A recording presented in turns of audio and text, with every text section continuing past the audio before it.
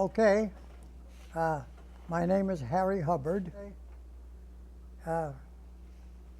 retired Air Force, and going to recount an adventure that I had while cooperating in the staging of the first B-29 operation to go overseas. This is yours truly. I flew out to Kansas City.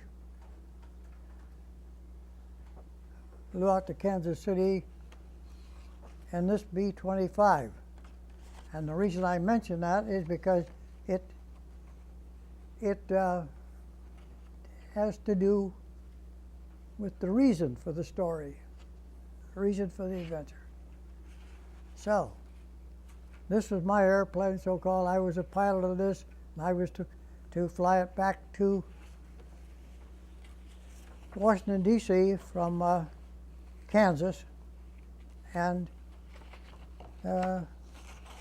adventure ensued.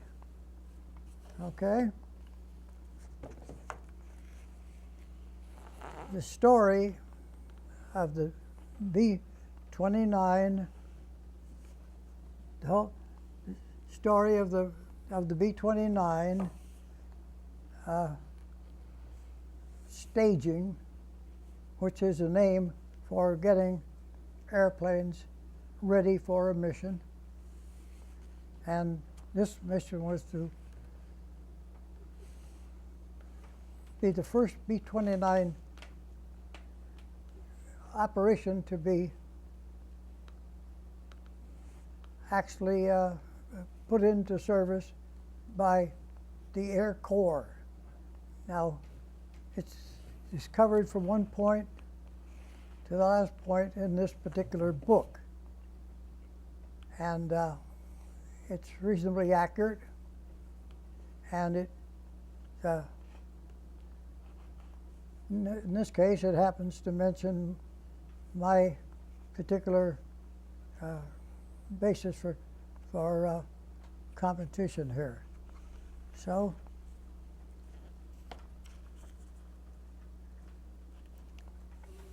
the airplanes were behind in their schedule from production to use. And by the way, it's the latest airplane, had the biggest engines, had never been used before, was an all-electric airplane, and it was the first pressurized airplane that the Air Corps had. And these all call for a much higher level of technical work than the B-17s and B-24s, which were unpressurized and hydraulic mainly, although the B-17 was part electric.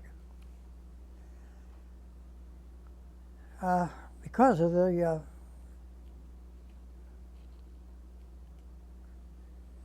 technical nature of designing the airplane by the Boeing company, why it was not being produced from the factory in time.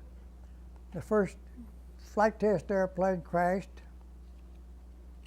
and burned up part of the Boeing plant on the landing approach, and fires destroyed many B-29s, clear up to, we're still destroying them when the war with Japan was declared over.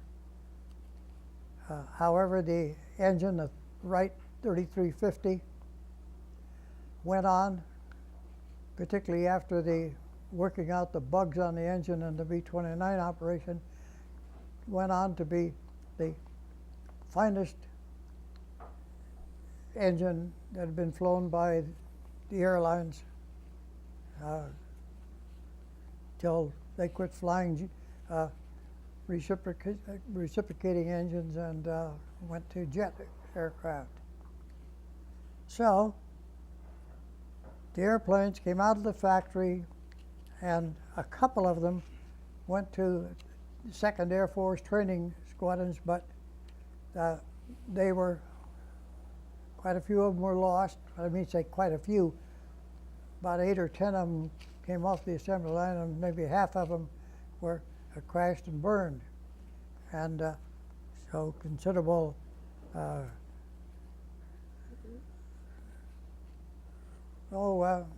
apprehension was how to deal with this new airplane and still make the commitments for action, which had been made by the United States and Britain.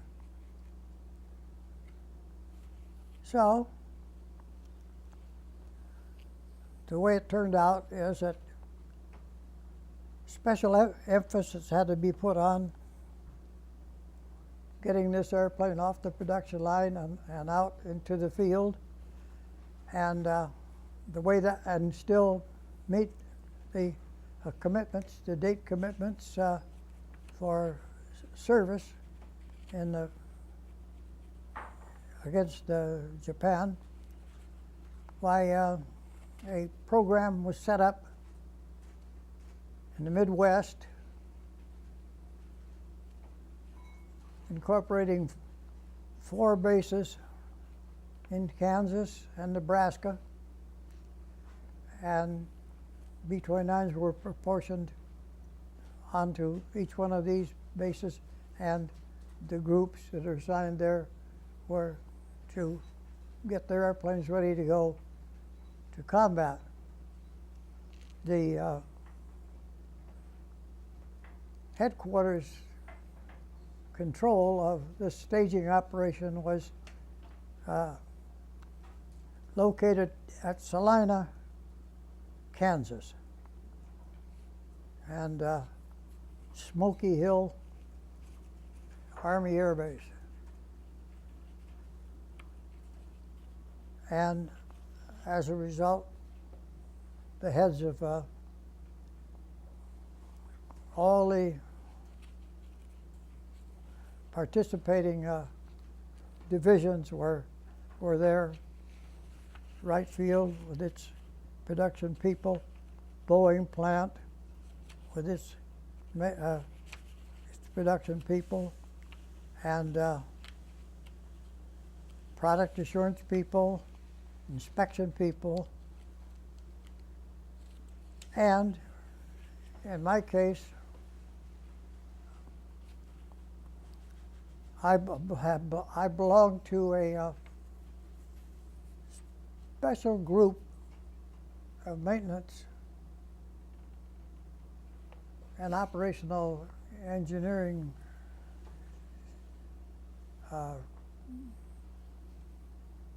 function, and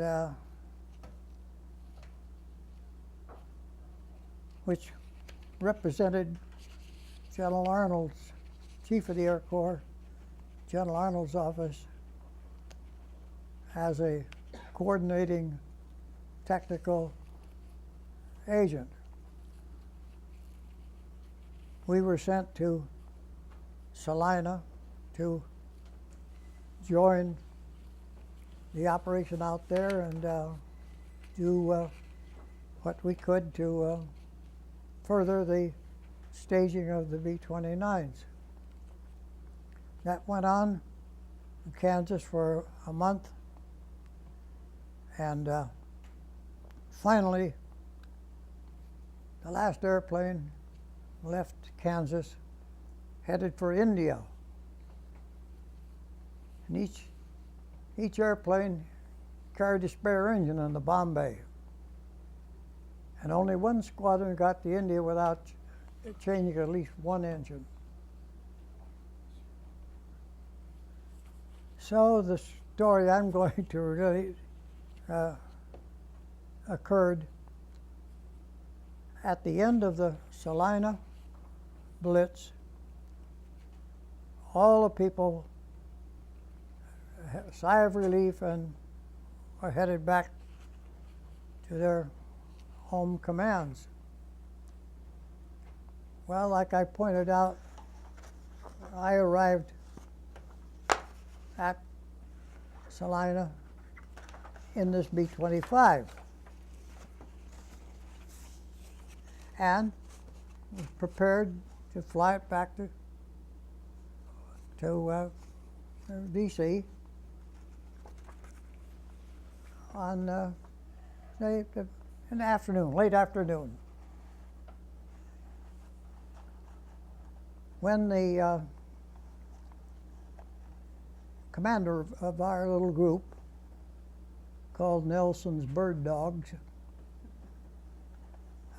was approached by the head of the maintenance and operation command at Wright Field and asked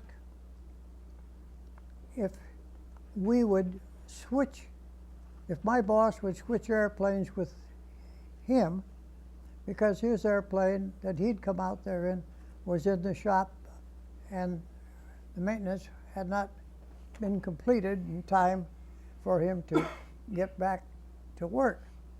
And my boss said, well, there's no particular reason I can't leave. Several hours later, so he said, go ahead, Bill, take the B-25, and we'll take your B-23. Well, I didn't mention I was the only rated guy in our group. I'm sorry, Harry, what do you mean by rated? The only one that qualified to fly airplanes, Army airplanes. One of our members, Vic, had a private license and actually owned an airplane, but he didn't fly military airplanes. So my boss said, fine. So my boss, Eric, contacted me and he said, Hattie said, we're going to switch airplanes with Bill Irvine. He said, it'd make us a little later. So he gave me the ID of this particular airplane, which was in maintenance, and I went over to the maintenance shop to hurry it through. Well, we were not going to go, original plan, and still the plan, was not to go directly to Washington, D.C. from Salina, but to go out to Great Bend, Nebraska, I believe it is, way out in the western part of the Midwest country. And Harry, where's Salina? What state? Salina, Kansas. Kansas, thank you. Yeah, yeah. And so that would be no problem. We just go out there first and then head back into the to Washington, D.C. And so I rounded up the B-23, found out when it was ready, notified the rest of my particular group, Nelson's Bird Dogs, and prepared to leave in the B-23 for this air base out in the sticks. And from there, why we were to go back. However, originally we planned to go to the Great Bend earlier than we could now get there. So it so happened that we didn't get to the Great Bend till after dark. So it was decided, well, we'll just stay there overnight and leave next morning. So I have a picture here of the group taken in front of the B-23 that we were going to fly in just before we climbed in and headed for Nebraska. You want to hold it up? So, the date for that is Smoky Hill, 11th of April, 1944.